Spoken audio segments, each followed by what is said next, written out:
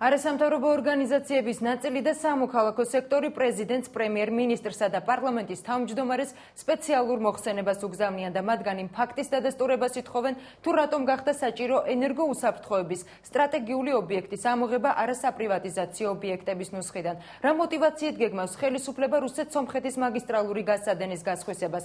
მთავრობის წარმომადგენელთა განმარტებებით, გაზსადენის საკონტროლო პაკეტის გაყიდვა არ იგეგმება, თუმცა არ გამორიცხავენ, რომ 60 წელიწადში 15% ლონდონის ბირჟაზე გატანის საკითხი დღის წესრიგში დადგეს. რა არგუმენტებით ასაბუთებს ხელისუფლება გაზსადენის პრივატიზების საჭიროებას და რა ვარაუდები აქვს ექსპერტებსა და ოპოზიციის წარმომადგენლებს? ხათუნა ხვედელიძე კი ამბობთ. სტრატეგიული მნიშვნელობის ობიექტები არ გაიყიდება საქართველოში. როდესაც ეკონომიკის მინისტრის ჩვენ კითხვას ასე პასუხობდა, პარლამენტს პირველი მოსმენით უკვე მიღებული ჰქონდა კანონპროექტი, რომელიც მაგისტრალური გაზსადენის გაყიდვის შესაძლებლობას იძლევა. გაზსადენის გასხვისების ინიციატორებმა სახელმწიფო ქონების პრივატიზების შესახებ კანონში გაზსადენი იმ ობიექტების ნუსხიდან ამოიღეს, რომელთა პრივატიზებაც დაუშვებელია. მთავრობა აცხადებს, რომ გაზსადენი არ იყიდება და მხოლოდ 3 ან 4 წლის შემდეგ არის შესაძლებელი მისი აქციების რამდენიმე პროცენტის გაყიდვა. მაშინ რატომ დასჭირდა ხელისუფლებას 3-4 წლით ადრე კანონში ცვლილება და რა მოტივით აპირებენ გაზსადენის გაყიდვას? ნაციონალურ მოძრაობაში აცხადებენ, რომ მთავარი მიზეზი ბიზნეს ინტერესებია და საკითხთან დაკავშირებით სადაოს ვერაფერს ხედავენ. მე პირადად მომხრევა, რომ ყველა ობიექტი, რაც კი არსებობს, ის იყოს პრივატიზებული, იყოს კერძო მფლობელის ხელში და შესაბამისად უფრო ამაღლებული იყოს მომსახურება მოსახლეობას. მე მიმაჩნია, რომ საქართველოსთვის, საქართველოს ეკონომიკისთვის ამ გაზსადენისაც ძალიან მნიშვნელოვანი აქტივია რაღაც ნაწილი, რაღაც პროცენტი თუ მოხდება ლონდონის ბირჟაზე, თუ იქნება საინტერესო ეკონომიკურად, თუ დაასაქმებს კიდევ უფრო მეტ ადამიანს, ეს არ არის სისტემა, რომელზეც შეიძლება ტაბუ დაადო და რაღაცა არც მიეკარო, არც განიხილო. ის ეკონომიკური ეფექტი, რაზეც უმრავლესობა მთავრობა საუბრობს, არის სისულელი. სრული სისულელია, რომ შეიძლება ლონდონის ბირჟაზე თუ კი ამის აქციები დაიყიდება 15%, ახალი სამუშაო ადგილები შეიქმნება, ხო სისულელია რა, სამუშაო ადგილები შეიქმნება, რაზე საერთოდ ლაპარაკი. მაშინ როდესაც ის თანხა, რომელიც ჩვენ პერმანენტულად შემოგვდის ამ გაზსადენიდან, შეგვიძლია სოციალურ პროექტებს ვთქვათ, მივაბა და ის ერთჯერადი თანხა, რომელიც ჩემო არის, ერთჯერადი ხარჯი და მეტი არაფერი და ამიტომ ბიუჯეტი დაკარგავს გარკვეულ თანხებს. ლევან ვეფხვაძე 2002 წელს შევარდნაძის მთავრობის მიერ გაზპრომთან გაფორმებულ ხელშეკრულებას იხსენებს და ამბობს, რომ მაშინ ედუარდ შევარდნაძემ გაზსადენი კავკასიაში ამერიკის შეერთებული შტატების ინტერესების დასაბალანსებლად გამოიყენა. ვეფხვაძე 2002 წლის პარალელებს დღევანდელი ხელისუფლების ქმედებებშიც ხედავს. ქრისტიან დემოკრატებს ეთანხმება გია ცაგარეიშვილიც. ცაგარეიშვილი დარწმუნებულია, რომ ხელისუფლება გაზსადენით მანიპულირებს და ამით ამერიკას პოლიტიკურად აშანტაჟებს. ეს არის საკმაოდ იაფასიანი ტრიუკი, რომელიც მიმართულია ერთი რამისკენ.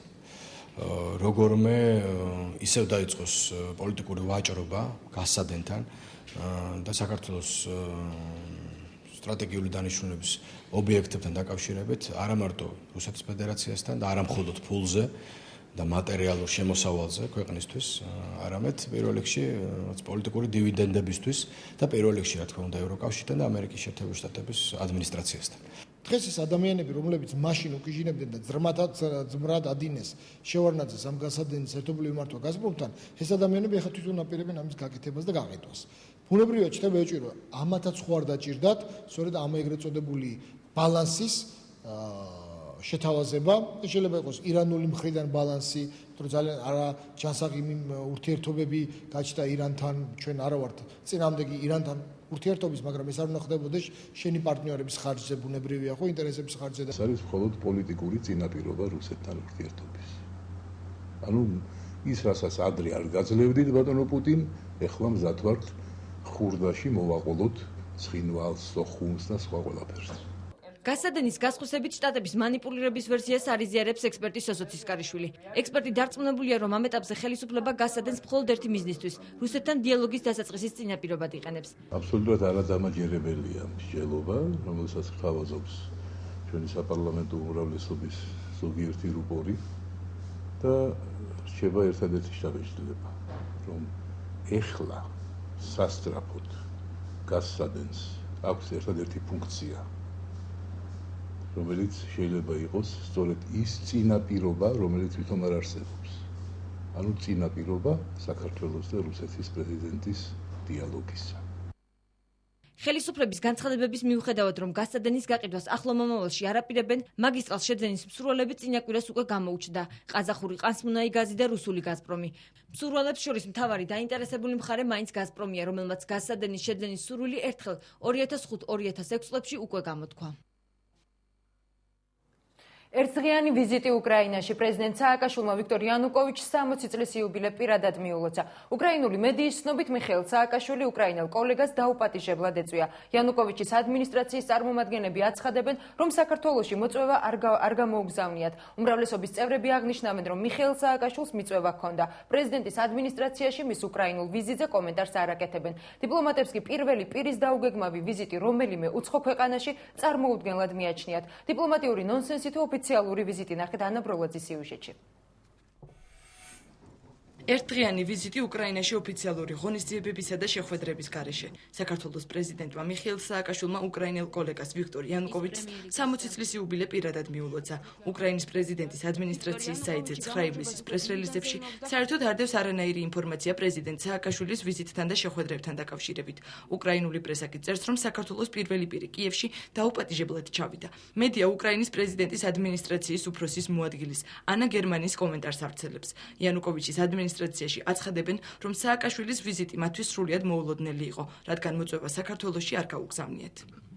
ჩვენ მას უკან ვერ გავაბრუნებდით, მასპინძლები ასე არ იქცევიან. მით უმეტეს, როდესაც ვინმე ჩამოდის და სურვილი აქვს რაიმე მოგილოცოს. არ მგონია, რომ ვიქტორ იანუკოვიჩს ეთიკური ნორმები ეშლებოდეს. თანაც უკრაინა სტუმართმოყვარე ქვეყანაა და ჩვენთან არ არის მიღებული სტუმრის გაგდება. ეს არასწორი ინფორმაცია. უკრაინა და საქართველო არის ძალიან ახლო სახელმწიფოები, სტრატეგიული პარტნიორები, ყველა მიმართულებით და ბუნებრივია. ძალიან ბუნებრივია, რომ საქართველოს პრეზიდენტი ჩავიდა ვიზიტით უკრაინის პრეზიდენტთან კიევში.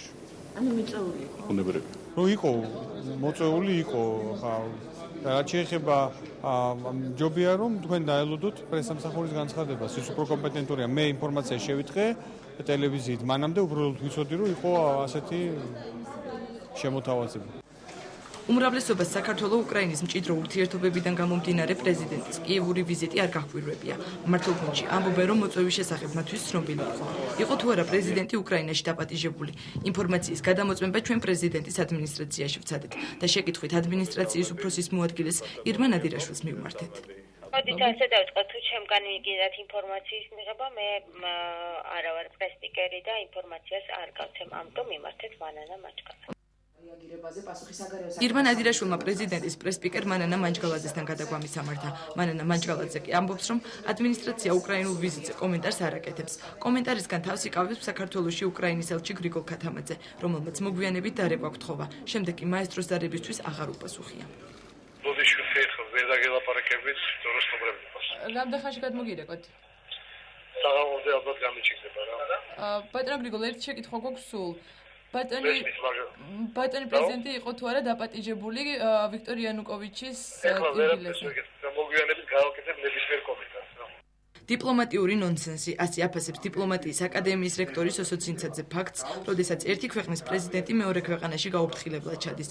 თუმცა ცინცაძე დარწმუნებულია, რომ მიხეილ სააკაშვილის სტუმრობასთან დაკავშირებით უკრაინული მხარე ინფორმირებული იყო. იანუკოვიჩის ადმინისტრაციის მაღალჩინოსნის განცხადებას საერთაშორისო ურთიერთობების სპეციალისტი უკრაინის ხელისუფლების ტაქტიკურ სვლას მიაწერს. იანუკოვიჩი რუსეთის გაღიზიანებას ერიდება. ის რომ პრეზიდენტი დაუპატიჟებლა და საერთოდ უცებ იცით, აი კარზე დააკაკუნა და შემოვიდა მე თქვენი სტუმარი ვარ რა. ესეთი რამ 21 საუკუნეში კი არა, მე-17 საუკუნეშიც არ ხდებოდა. ფსიქოლოგ რამაზ საყვარელიძესთვის პრეზიდენტის უკრაინაში სტუმრობის мотиваცია გასაგებია. მიხეილ სააკაშვილი ორ ქვეყანას შორის არსებული კლიმატის შეცვლას ცდილობს.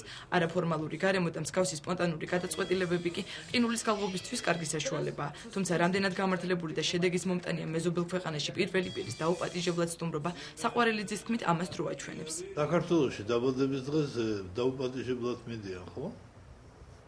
ჩავიდა ესე დაბადების დღეზე დაუპატიჟებლად. რამაზ საყვარელიძეს თქმით, მიხეილ სააკაშვილის უკრაინელი კოლეგისგან მიპატიჟება რომ ვერ მიიღო გასაკვირი არ იქნებოდა.